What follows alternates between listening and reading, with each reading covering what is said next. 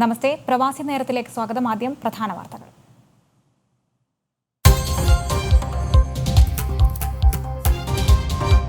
About LDF, it can be said, Judas, LDF has betrayed Kerala for a few pieces of gold.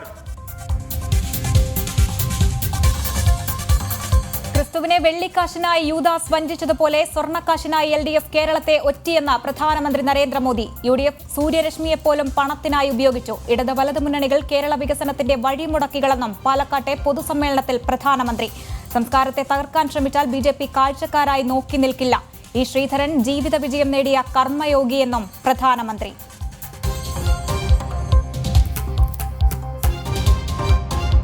പ്രധാനമന്ത്രിയുടെ കേരളത്തിലെ പ്രചരണ പരിപാടിയോട് പിണറായി സർക്കാരിന് നിഷേധാത്മക നിലപാടെന്ന് BJP. പൊതുസമ്മേളനത്തിനായി തിരുവനന്തപുരത്തെ സ്റ്റേഡിയം വിട്ടുതരില്ലെന്ന ജോർജ് കുര്യൻ. പിണറായി പെരുമാറുന്നത് മമതാ ബാനർജിയെ പോലെയെന്നും BJP സംസ്ഥാന general secretary. Vetrivel, Veeravel, Vetrivel, Vetrivel, Vetrivel.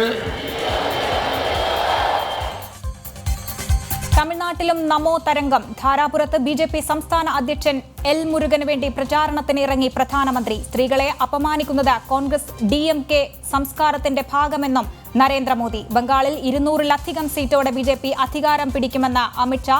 നന്ദിഗ്രാമിലെ Trinamool കോട്ടകളിൽ പടുകൂറ്റൻ road show.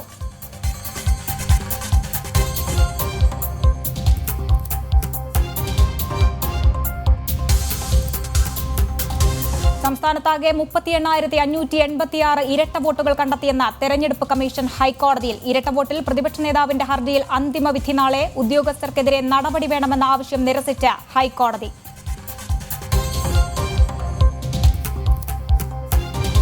ചൈനയുമായി സഹകരിച്ച് UAE കൊറോണ വാക്സിൻ ഉൽപാദനം ആരംഭിച്ചു. കുവൈറ്റിൽ കൊറോണ വൈറസ് വ്യാപന നിരക്കിൽ വൻ വർധനവ് തുടരുന്നു.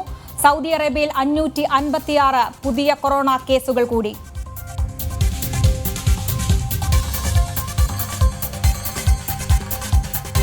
ലവ് ജിഹാദ് വിഷയത്തിൽ ഇടത് വലത് മുന്നണികൾ നിലപാട് വ്യക്തമാക്കണമെന്ന ഹിന്ദു ഐക്യവേദി. ജോസ് കെ മാണി ഉന്നയിച്ചത് ലവ് ജിഹാദിന് ഇരയാക്കപ്പെടുന്ന ക്രൈസ്തവ സമൂഹത്തിന്റെ ആശങ്കകൾ. ലവ് ജിഹാദിൽ ഇടത് വലത് മുന്നണികൾ പ്രതികരിക്കാതെ ഒളിച്ചോടുന്നുവെന്ന് കെ സുരേന്ദ്രൻ.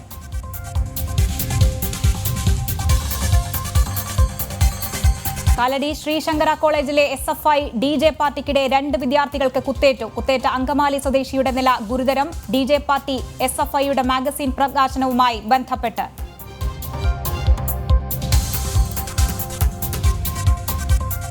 വിശദമായ വാർത്തകളിലേക്ക്. ജനനായകന് വരവേൽപ്പ്.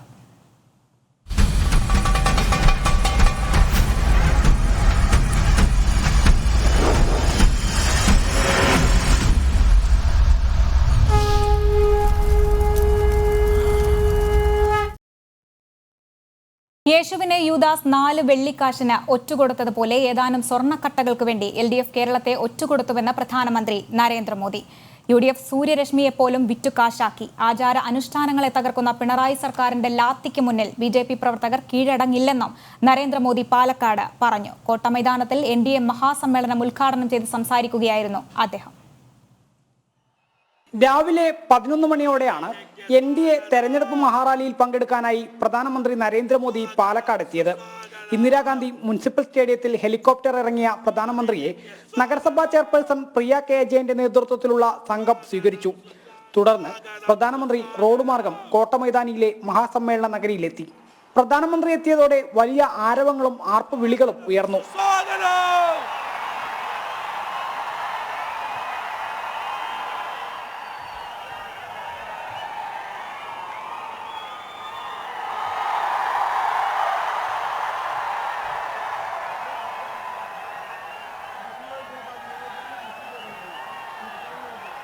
മൈതാനത്ത് തിങ്ങി നിറഞ്ഞു നിന്ന പ്രവർത്തകരെ അഭിസംബോധന ചെയ്ത് സംസാരിച്ച പ്രധാനമന്ത്രി ഇടത് വലത് മുന്നണികൾക്കെതിരെ രൂക്ഷമായ വിമർശനമാണ് നടത്തിയത്. യേശുവിനെ യൂദാസ് 4 വെള്ളിക്കാശിന് ഒറ്റുകൊടുത്തതുപോലെ LDF ഏതാനും സ്വർണ്ണക്കട്ടകൾക്ക് വേണ്ടി കേരളത്തെ ഒറ്റുകൊടുത്തുവെന്ന് പ്രധാനമന്ത്രി പറഞ്ഞു. സൂര്യപ്രകാശത്തെ പോലും വിറ്റ് കാശാക്കുന്നവരാണ് UDF എന്നും അദ്ദേഹം വിമർശിച്ചു. The scene games are now exposed about UDF and LDF. The youth of Kerala is saying different name, working same, but have their marked areas for making money. UDF has not even spared the rays of the sun. About LDF, it can be said, Judas betrayed Lord Christ for a few pieces of silver. LDF has betrayed Kerala for a few pieces of gold. വിശ്വാസ സംരക്ഷണത്തിന് വേണ്ടി മുന്നിട്ടിറങ്ങിയ ഒരു പാർട്ടിയുടെ ഭാഗമാണെന്നതിൽ താൻ അഭിമാനിക്കുന്നുവെന്ന് പറഞ്ഞ പ്രധാനമന്ത്രി ഇടതുപക്ഷ സർക്കാരിന്റെ ലാത്തി കൊണ്ട് തങ്ങളെ അടിച്ചമർത്താനാവില്ല എന്നും പറഞ്ഞു. LDF government should be ashamed of showering lathis on innocent devotees. UDF should be ashamed of remaining silent when this was happening. I am proud to belong to a party that has and is and will always defend the culture of our land. I want to tell the LDF and UDF, your lathis will not scare us. If you abuse our culture, we will not be silent spectators. കേരളത്തിലെ അക്രമ രാഷ്ട്രീയത്തിനെതിരെയും പ്രധാനമന്ത്രി രൂക്ഷമായി പ്രതികരിച്ചു. ഇടതു നേതാക്കൾ അണികളെ ഇളക്കിവിട്ട് അക്രമം നടത്തുകയാണ്. എന്നാൽ BJP അധികാരത്തിലെത്തിയാൽ അക്രമ രാഷ്ട്രീയത്തിന് അറുതി വരുത്തുമെന്ന് അദ്ദേഹം പറഞ്ഞു. കൂടാതെ കേന്ദ്ര സർക്കാരിന്റെ ക്ഷേമ പ്രവർത്തനങ്ങളും വികസന പദ്ധതികളുമെല്ലാം എണ്ണി പറഞ്ഞ പ്രധാനമന്ത്രി വികസനം വേണമെങ്കിൽ BJP വരണമെന്നും കേരള ജനത ഒരു മാറ്റം ആഗ്രഹിക്കുന്നുണ്ട് എന്ന് പറഞ്ഞുമാണ് പ്രസംഗം അവസാനിപ്പിച്ചത്.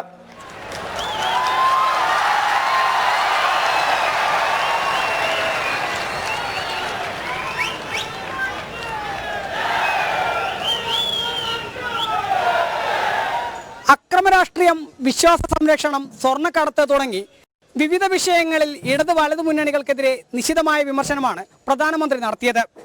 രാഷ്ട്രീയ കേരളത്തിൽ വരും ദിവസങ്ങളിലും ഇവ വലിയ ചർച്ചകൾക്ക് വഴിവെക്കും. രമേശ് രാമിനൊപ്പം അരുൺ ആലത്തൂർ, ജനം, പാലക്കാട്. കേരളത്തിന്റെ അഭിമാന പുത്രനാണ് മെട്രോമാൻ ഇ ശ്രീധരൻ എന്ന പ്രധാനമന്ത്രി നരേന്ദ്രമോദി. അദ്ദേഹത്തിന് അധികാരം വേണമെങ്കിൽ 20 വർഷം മുമ്പേ ലഭിക്കുമായിരുന്നു. എന്നാൽ വികസനം വേണമെങ്കിൽ BJP ഭരണം എന്ന തിരിച്ചറിവാണ് മെട്രോമാനെ പാർട്ടിയിൽ എത്തിച്ചത്. കേരളത്തിലാകെ യുവാക്കളും പ്രൊഫഷണലുകളും BJPയിലേക്ക് എത്തുന്ന സ്ഥിതിയാണെന്നും പ്രധാനമന്ത്രി പറഞ്ഞു.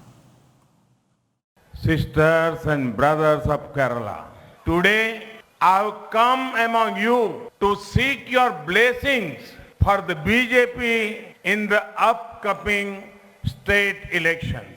I have come to you with a vision that is refreshingly different from the current situation in Kerala. NDA മഹാസമ്മേളനത്തിൽ വികസനത്തെക്കുറിച്ച് വ്യക്തമായ നിലപാടാണ് പ്രധാനമന്ത്രി പറഞ്ഞത്. കേരളത്തിനായി BJPക്ക് ഒരു വിഷൻ ഉണ്ട്. അതിനാലാണ് സംസ്ഥാനത്ത് യുവാക്കളും പ്രൊഫഷണലുകളും BJPയെ തുറന്ന് പിന്തുണയ്ക്കുന്നത്. രാജ്യത്താകെ കാണുന്ന ട്രെൻഡും ഇതാണ്. കേരളത്തെ പുരോഗതിയിലേക്ക് നയിക്കാൻ കഴിയുന്ന ആശയമാണ് BJPയുടേത്. അതുകൊണ്ടാണ് വിവിധ തുറകളിൽ നിന്നുള്ള പ്രമുഖ BJPയിലേക്ക് എത്തുന്നത്. മെട്രോമാൻ അതിന്റെ ഏറ്റവും വലിയ ഉദാഹരണമാണെന്ന് പ്രധാനമന്ത്രി പറഞ്ഞു.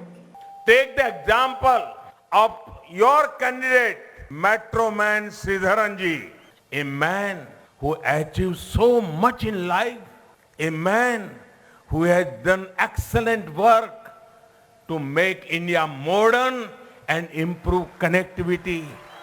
A man who is admired by all sections of society. He is a proud son of Kerala. He has devoted himself for Kerala's progress. ജീവിതത്തിൽ എല്ലാം നേടിയ വ്യക്തിത്വമാണ് മെട്രോമാൻ ഇ ശ്രീധരൻ. രാഷ്ട്രീയത്തിലേക്ക് ഇറങ്ങുമ്പോൾ നിരവധി പ്രതിബന്ധങ്ങൾ ഉണ്ടാവുമെന്ന് ഇ ശ്രീധരന് അറിയാം. എന്നിട്ടും അദ്ദേഹം കേരളത്തിന്റെ വികസനത്തിനായാണ് രാഷ്ട്രീയത്തിലേക്ക് ഇറങ്ങിയിരിക്കുന്നത്. If he wanted only power, he could have got it even 20 years ago. Yet, as a true son of Kerala, he thought beyond power. He knew he would be attacked, but he stayed firm on his commitment to Kerala. He is an inspiration for all, especially for professionals. കേരളത്തിന്റെ വികസന പാതയിൽ ഇടത് വലത് മുന്നണികൾ നിരവധി തടസ്സങ്ങൾ സൃഷ്ടിച്ചു. എന്നാൽ വേഗതയേറിയ വികസനം BJP കൊണ്ടുവരും. വേഗതയേറിയ വികസനം എന്നതാണ് കേരള ജനതയ്ക്ക് BJP നൽകുന്ന വാഗ്ദാനമെന്നും പ്രധാനമന്ത്രി വ്യക്തമാക്കി. The BJP's vision for Kerala is forward-looking and aspirational.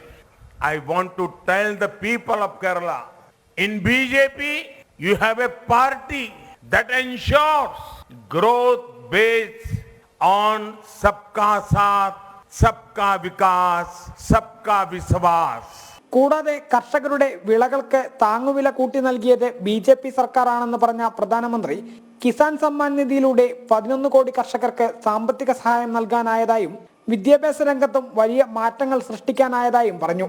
കൂടാതെ മെഡിക്കൽ വിദ്യാഭ്യാസം, സാങ്കേതിക വിദ്യാഭ്യാസം എന്നിവ മലയാളം ഉൾപ്പെടെയുള്ള ഭാഷകളിലാക്കാനാണ് കേന്ദ്ര സർക്കാർ ശ്രമിക്കുന്നത് എന്നും അദ്ദേഹം കൂട്ടിച്ചേർത്തു.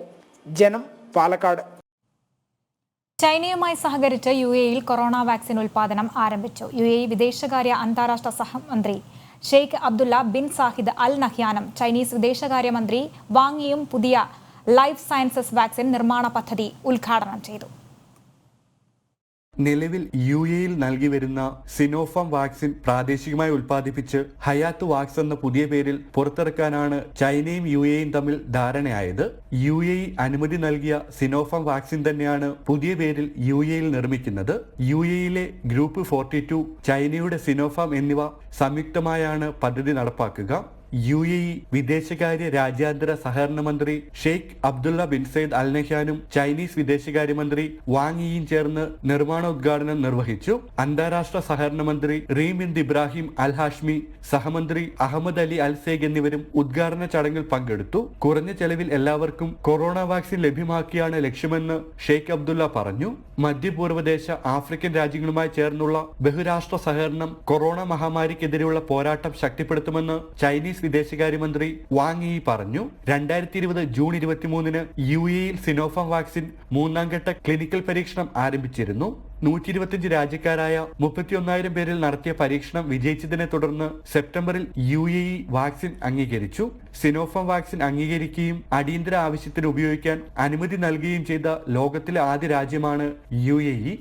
ജനം, ദുബായ്. കുവൈറ്റിൽ കൊറോണ വൈറസ് വ്യാപന നിരക്കിൽ വൻ വർധനവ്. 1271 പേരിലാണ് ഇന്ന് രോഗം സ്ഥിരീകരിച്ചത്. കഴിഞ്ഞ 24 മണിക്കൂറിനിടയിൽ 9,494 പേരിൽ പരിശോധന നടത്തിയതായി ആരോഗ്യ മന്ത്രാലയം അറിയിച്ചു. വിവിധ ആശുപത്രികളിൽ ചികിത്സയിലിരുന്ന 10 പേരാണ് ഇന്ന് മരണമടഞ്ഞത്. ഇതോടെ രാജ്യത്തെ ആകെ കൊറോണ മരണസംഖ്യ 1308 ഉയർന്നു. നിലവിൽ ചികിത്സയിൽ തുടരുന്ന 14,263 പേരിൽ 240 പേർ തീവ്രപരിചരണ വിഭാഗത്തിലാണ്. സൗദി അറേബ്യയിൽ കഴിഞ്ഞ 24 മണിക്കൂറിനിടെ 556 പുതിയ കൊറോണ കേസുകൾ റിപ്പോർട്ട് ചെയ്തു. 7 മരണങ്ങളും 410 രോഗമുക്തിയും ആരോഗ്യ മന്ത്രാലയം രേഖപ്പെടുത്തി. ഇതോടെ രാജ്യത്ത് റിപ്പോർട്ട് ചെയ്ത രോഗബാധിതരുടെ എണ്ണം 3,89,422. സൗദി അറേബ്യയിൽ കഴിഞ്ഞ 24 മണിക്കൂറിനുള്ളിൽ 556 പുതിയ കൊറോണ കേസുകളും 7 മരണങ്ങളും 410 രോഗമുക്തിയും ആരോഗ്യ മന്ത്രാലയം രേഖപ്പെടുത്തി. ഇതോടെ രാജ്യത്ത് റിപ്പോർട്ട് ചെയ്ത രോഗബാധിതരുടെ എണ്ണം 3,89,422 കടന്നു. ഇതിൽ 3,77,714 പേർ ഇതിനോടകം രോഗമുക്തി നേടി. സൗദിയിൽ ഇതുവരെ സ്ഥിരീകരിച്ച മരണസംഖ്യ 6,663 ആണ്. ആകെ രോഗബാധിതരിൽ 5,045 പേർ മാത്രമാണ് നിലവിൽ ചികിത്സയിലുള്ളത്. ഇതിൽ 694 ഗുരുതരാവസ്ഥയിലാണെന്നും ആരോഗ്യ മന്ത്രാലയം അറിയിച്ചു. ജനം, റിയാദ്.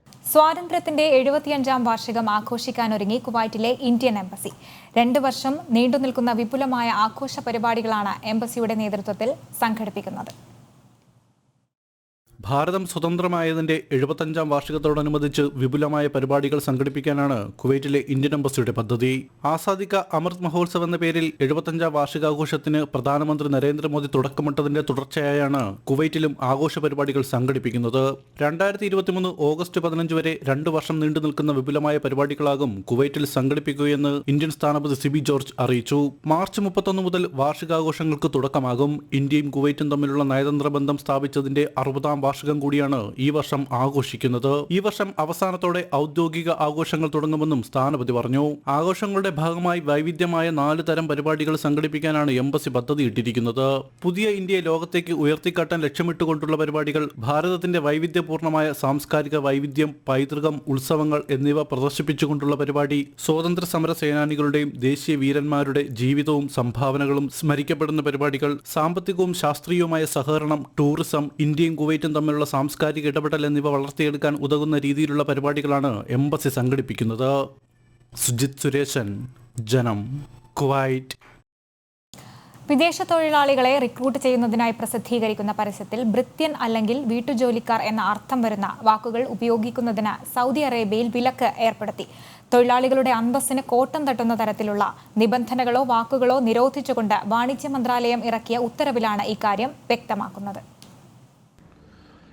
വിദേശ തൊഴിലാളികളെ റിക്രൂട്ട് ചെയ്യുന്നതിനായി പ്രസിദ്ധീകരിക്കുന്ന പരസ്യത്തിൽ ഭൃത്യൻ അല്ലെങ്കിൽ വീട്ടുജോലിക്കാർ എന്ന അർത്ഥം വരുന്ന വാക്കുകൾ ഉപയോഗിക്കുന്നതിന് സൗദി അറേബ്യയിൽ വിലക്കേർപ്പെടുത്തി. വിദേശ തൊഴിലാളികളുടെ അന്തസ്സിന് കോട്ടം തട്ടുന്ന തരത്തിലുള്ള നിബന്ധനകളോ വാക്കുകളോ നിരോധിച്ചുകൊണ്ട് വാണിജ്യ മന്ത്രാലയം ഇറക്കിയ ഉത്തരവിലാണ് ഇക്കാര്യം വ്യക്തമാക്കിയത്. തൊഴിലാളി അല്ലെങ്കിൽ സ്ത്രീ തൊഴിലാളി എന്ന വാക്ക് പകരം ഉപയോഗിക്കാമെന്നും ഉത്തരവിൽ പറയുന്നു. കൂടാതെ വിൽക്കുക, വാങ്ങുക, വിനിയോഗിക്കുക എന്നീ വാക്കുകൾക്ക് പകരം സേവനങ്ങൾ കൈമാറുക എന്ന പദം ഉപയോഗിക്കണം തുടങ്ങിയ നിർദ്ദേശങ്ങളും ഉത്തരവിലുണ്ട്.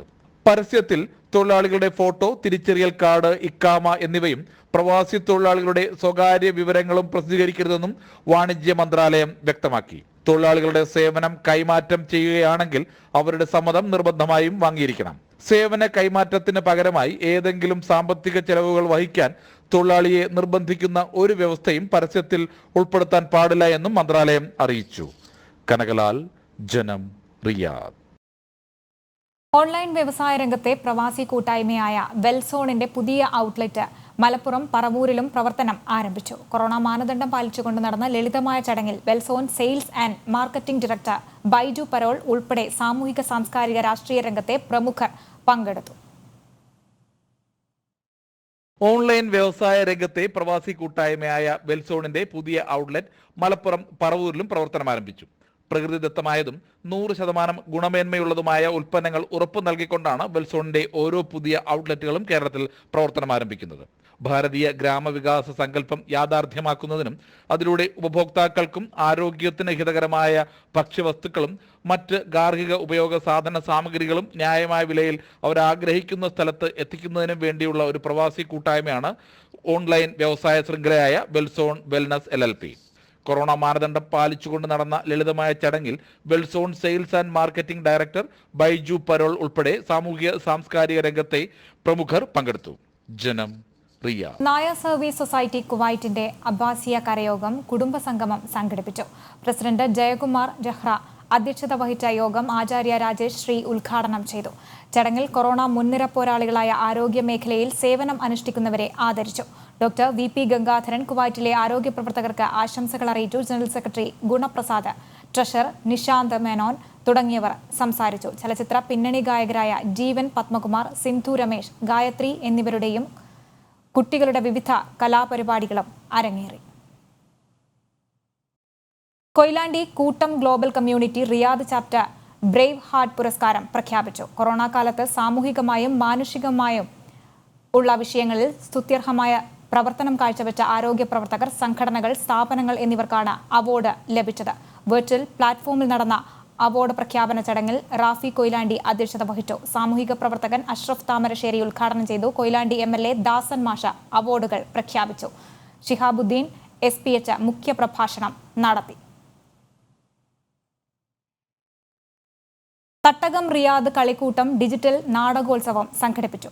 പൂർണ്ണമായും കുട്ടികൾക്കായി സംഘടിപ്പിച്ച നാടകം 2020 എന്ന ഡിജിറ്റൽ ഏകപാത്ര നാടക മത്സരത്തിൽ ലോകത്തിന്റെ വിവിധ ഭാഗങ്ങളിലുള്ള കുട്ടികൾ മത്സരിച്ചു. തട്ടകം റിയാദ് കളിക്കൂട്ടം ഡിജിറ്റൽ നാടകോത്സവം സംഘടിപ്പിച്ചു. പൂർണ്ണമായും കുട്ടികൾക്കായി സംഘടിപ്പിച്ച നാടകം 2020 എന്ന ഡിജിറ്റൽ ഏകപാത്ര നാടക മത്സരത്തിൽ ലോകത്തിന്റെ വിവിധ ഭാഗങ്ങളിൽ നിന്നുള്ള കുട്ടികൾ മത്സരിച്ചു. അവസാന റൗണ്ടിലേക്ക് തിരഞ്ഞെടുക്കപ്പെട്ട 10 നാടകങ്ങളിൽ 1ാം സ്ഥാനം അദ്വൈത് S കരസ്ഥമാക്കി. 2ാം സ്ഥാനം മാളവിക മോഹൻ നേടിയപ്പോൾ 3ാം സമ്മാനം നാരായൺ ബിനു, അവന്തിക സന്തോഷ്, നിവേദിത ജിതേഷ് എന്നിവർ പങ്കിട്ടു. നിഖിൽ പ്രത്യേക ജൂറി പുരസ്കാരം നേടി. മനോജ് നാരായണൻ, അപ്പുണ്ണി ശശി, നന്ദജൻ, മഞ്ജുളൻ എന്നിവർ അടങ്ങുന്ന ജൂറിയാണ് വിധി നിർണയം നടത്തിയത്. കനകലാൽ, ജനം, റിയാദ്. റംസാൻ മാസത്തിൽ ഷാർജയിലെ സ്കൂളുകളുടെ പ്രവൃത്തി സമയം 3 മുതൽ 5 മണിക്കൂറാക്കി പരിമിതപ്പെടുത്തിയതായി ഷാർജ പ്രൈവറ്റ് എഡ്യൂക്കേഷൻ അതോറിറ്റി. രാവിലെ 9 മുമ്പ് സ്കൂളുകൾ ആരംഭിക്കരുത്. ജോലി സമയം 3 മണിക്കൂറിൽ കുറയാനോ 5 മണിക്കൂറിൽ കൂടാനോ പാടില്ല. റംസാൻ മാസത്തിൽ പ്രവൃത്തി സമയം കുറയുന്നതിനനുസരിച്ച് കുട്ടികൾക്ക് നൽകുന്ന ഹോംവർക്കുകൾ, പ്രൊജക്ടുകൾ, ടെസ്റ്റുകൾ എന്നിവയും കുറയ്ക്കണമെന്നും PCEA നിർദ്ദേശിച്ചു. ഏപ്രിൽ 12 അല്ലെങ്കിൽ 13 ആയിരിക്കും റംസാൻ മാസം ആരംഭിക്കുന്നത്. കണ്ണൂർ രാജ്യാന്തര വിമാനത്താവളത്തിൽ നിന്നും സ്വർണം പിടികൂടി. 44 ലക്ഷം രൂപ വിലമതിക്കുന്ന 972 ഗ്രാം സ്വർണമാണ് പിടികൂടിയത്. കോഴിക്കോട് കക്കോടി സ്വദേശിയായ ആഷിഖ് APയെ കസ്റ്റംസ് കസ്റ്റഡിയിലെടുത്തു. ഇതോടെ ബുള്ളറ്റിൻ പൂർണ്ണമാകുന്നു. നമസ്തേ.